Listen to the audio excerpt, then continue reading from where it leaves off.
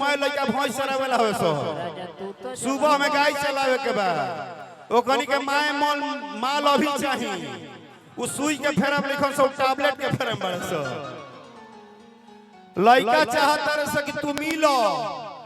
मिलो जल्दी मिलो कवनो दवाई के असर होके चाहे ना होके तारा बोली के असर होके हां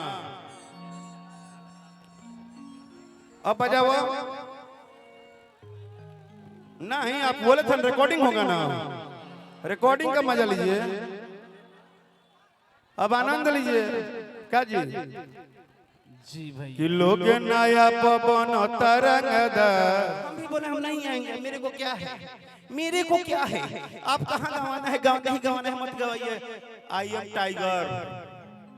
जब आएगा जंगल उसका होगा इशारा उसका होगा और तरीका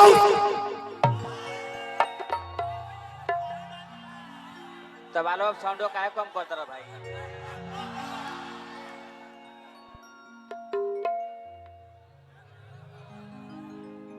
कि मत संग पिता तो महेश जी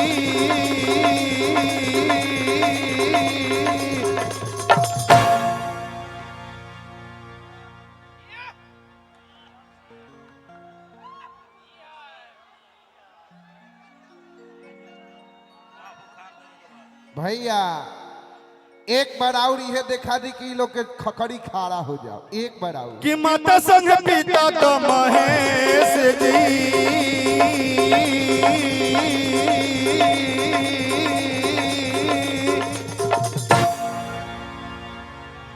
जियो आज पेमेंट ठीक लागल बा अच्छा आपको बुरा लग रहा है क्या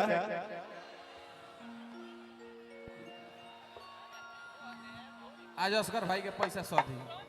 अच्छा लग रहा है पहली बार भजन में हमको ताली सुनने को मिलेगा सिवान में क्या एक बार ताली बजाइए तो अरे विकास भैया बाड़े कहाँ लोकत नहीं खाना बड़ा केने बाड़े विकास भैया कहाँ बड़ा असगर जी के आज पैसा सौ अच्छा कि माता संग पिता तो महेश जी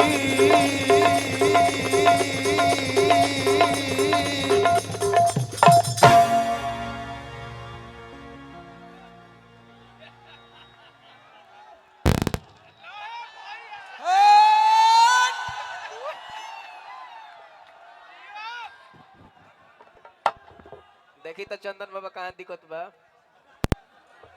देखे शेर के होके खैला हेलो कि आई बाबा आई कि आई बाबा आई बाबा आई ये गणेश जी आई बाबा आई ये गणेश जी आई बाबा आई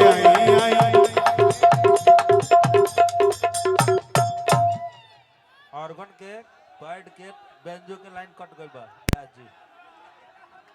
देखी तो बाबा कहाँ दिक्कत बा तनी मोबाइल चलाओ तो है वाह चलाओ कतरा लाइन कटल बा चलाओ देखिए भाई शेर के सारा फ्लैश चला दो बताओ कि भाई वह यहाँ खड़ा है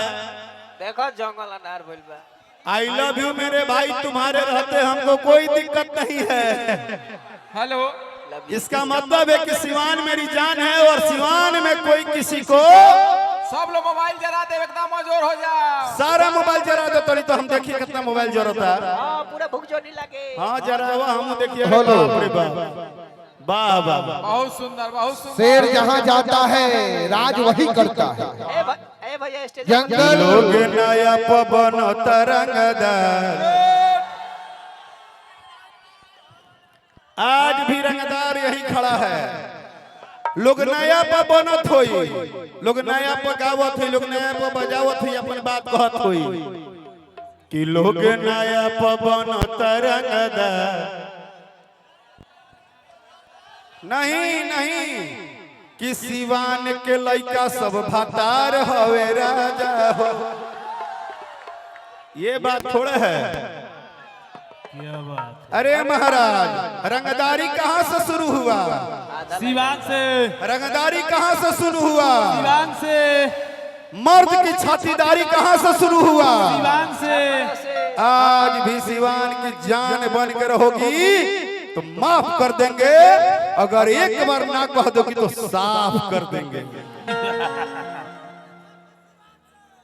अरे जिया हमारा राजा, साफ साड़ू हो जा शाहरुख खान के थे। लाइट आएगा, लाइट आएगा, कहाँ आ गए?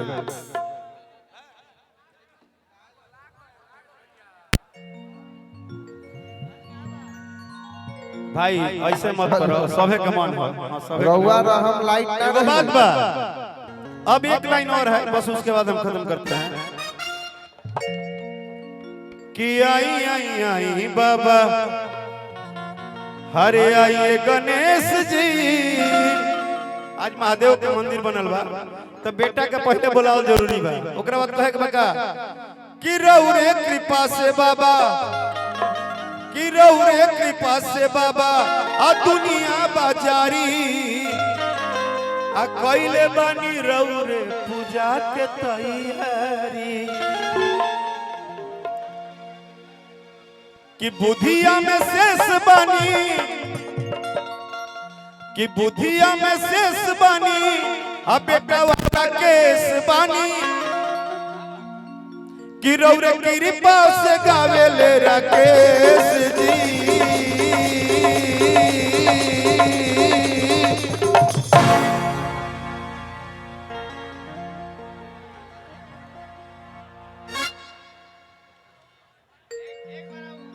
कि रउरे कृपा से गावे ले राकेश जी।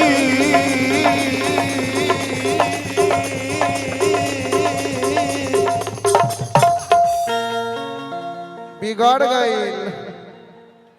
फेल है म्यूजिक। लेकिन अब हम लोग इंडी कहाँ कर रहे हैं कि आई बाबा आई आई। अगर एक एक व्यक्ति को गणेश जी को से प्यार है और गणेश जी को मानते हैं तो दोनों हाथ उठा लीजिए, पूरा पूरा हाथ। अगर जिनको गणपति नहीं मानते होंगे या गणपति नहीं दिए होंगे तो बात हाथ उठाइएगा। पवन बाबा आप भी उठा लीजिए, आप बहुत बड़े राष्ट्रपति नहीं है। हाँ, जिनको गणपति से प्यार है दोनों हाथ पूरा उठाइएगा, कम मत उठाइएगा। सभी कम म्यूजिशियन हाथ उठा ले। उठा ले म्यूजिशियन, मत बजाइए आप। हाँ उठा ले, लेकिन उसके बाद बजाइए कि आई बाबा आई आई, आई बाबा आई आई, आई एक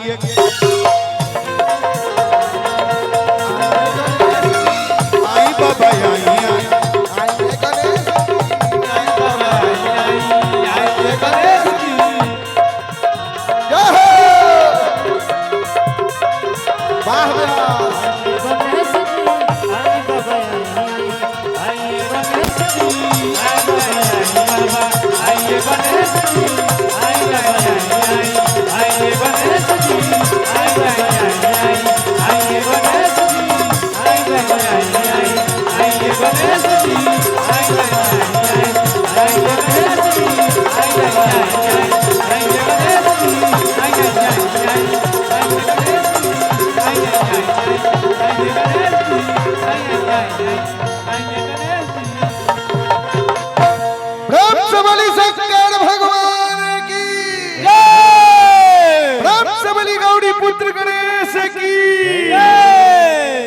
माइक दिया जाए।